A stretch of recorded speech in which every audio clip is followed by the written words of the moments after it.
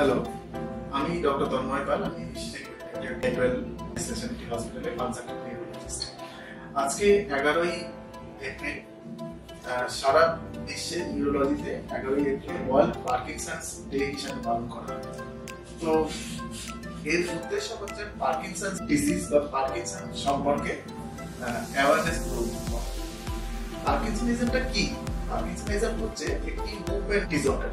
নিউরোলজিতে movement disorder বলতে আমরা এমন কতগুলো রোগ বুঝি যেগুলোতে আমাদের শরীরের কোনো অঙ্গ প্রত্যঙ্গ অথবা আমাদের শরীরের যে গেট মানে আমরা যেভাবে চলি সেখানে ইমব্যালেন্স তৈরি হয় বা কোনো অঙ্গ প্রত্যঙ্গে অ্যাবনর্মাল মুভমেন্ট হয়। তো পার্কিনসন্স ডিজিজ বলতে পারেন it's a prototype of the disorders.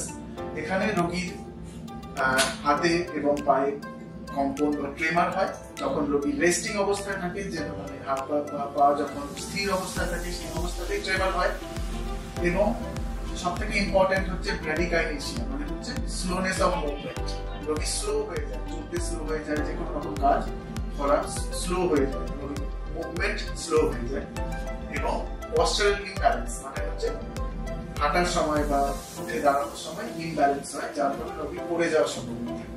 Parkinson's ডিজিজে mainly এই তিনটে সিম্পটম নিয়ে রোগী প্রেজেন্ট হচ্ছে: স্লোনেস, ট্রেমার বা কম্পন, এবং হচ্ছে পশ্চারাল ইমব্যালেন্স মানে হাঁটতে গেলে পড়ে যাওয়ার সম্ভাবনা। আজকে ওয়ার্ল্ড পার্কিনসন্স ডেতে আমি পার্কিনসন্স ডিজিজ সম্বন্ধে কিছু বক্তব্য আপনাদের সামনে রাখতে চাই। যেমন আপনাদের পরিবারের যদি কারো পার্কিনসন্স ডিজিজ এই সিম্পটম গুলো থাকে, ইউজুয়ালি এগুলো বয়স্কদের হয়, খুব রেয়ারলি এটা কম বয়সীদেরও হতে পারে।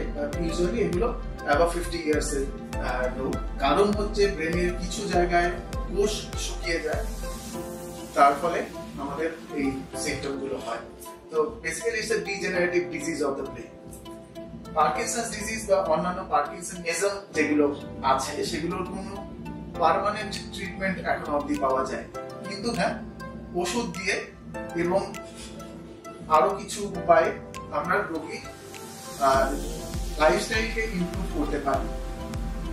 শুধুমাত্র ওষুধই নয়, পার্কিনসন্স ডিজিজ ট্রিটমেন্টের জন্য একটা মাল্টিডিসিপ্লিনারি অ্যাপ্রোচের প্রয়োজন হয়, যার মধ্যে ফিজিওথেরাপিস্টের ভূমিকা খুবই ইম্পর্টেন্ট।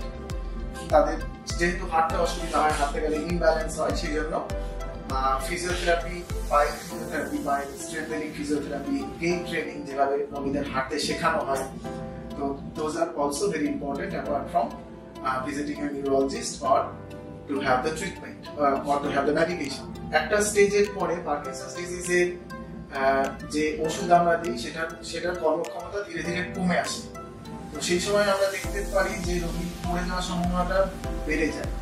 তো আপনাদের যদি কারো পরিচিত যদি কারো এই ধরনের সিম্পটম থাকে, তো সব থেকে ইম্পর্টেন্ট হচ্ছে তারা যাতে পড়ে না যান সেটাকে প্রিভেন্ট করা। প্রয়োজন হলে হুইল চেয়ার দেওয়া, বা অনেকে আমরা দেখি যে লাঠি নিয়ে আসছেন। তো আমি বলবো যে লাঠিটা খুব একটা সেফ জিনিস নয়, কারণ হচ্ছে লাঠিতে কিন্তু স্লিপ করে পড়ে যাওয়ার সম্ভাবনা বেড়ে যায়। সেক্ষেত্রে আপনারা প্রম্পট স্টিক মানে যেখানে হচ্ছে 4 পায়াওয়ালা লাঠি অথবা ওয়াকার যেখানে ভালো করে ধরে হাঁটতে পারবেন, সেগুলো দেওয়াটা সেফার রোগীর পক্ষে। আর একটা জিনিস, at the late stage of Parkinson's disease there is swallowing impairment, মানে খাবার গিলতে যাওয়ার সময় বা জল গিলতে যাওয়ার সময় বিষম লাগে।